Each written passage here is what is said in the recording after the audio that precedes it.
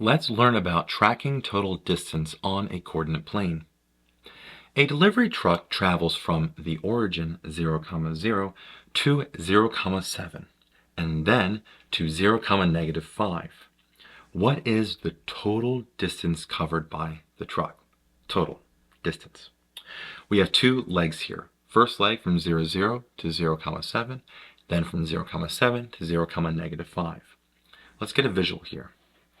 I'm going to draw a coordinate plane as a quick sketch to help us. Right there.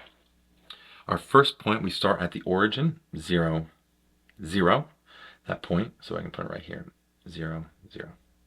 Then we move to point 0, 7, so x is still 0, y is a 7, right there, so we have that 0, 7.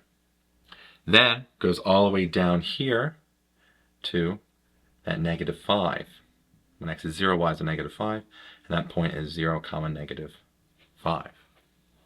So let's go find each distance individually, and we can add them together. Let's talk about the first leg here.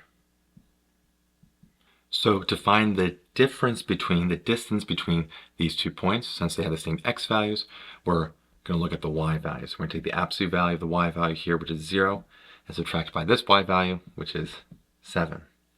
0 minus 7 is a -7, so we have -7 in the absolute value here, and the absolute value of -7 is a +7.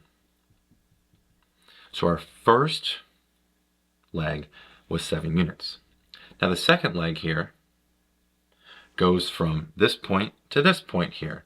That's our second leg here. Same idea, they share the same x values, but the y values which are different.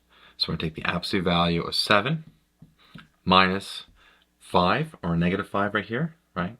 The absolute value. Now subtracting a negative, same as adding a positive here. 7 plus a 5 is a 12, and the absolute value of 12 is a +12 units. We now want to add these two legs together to get the overall total distance traveled, and 7 plus 12 is a 19, so you have 19 units.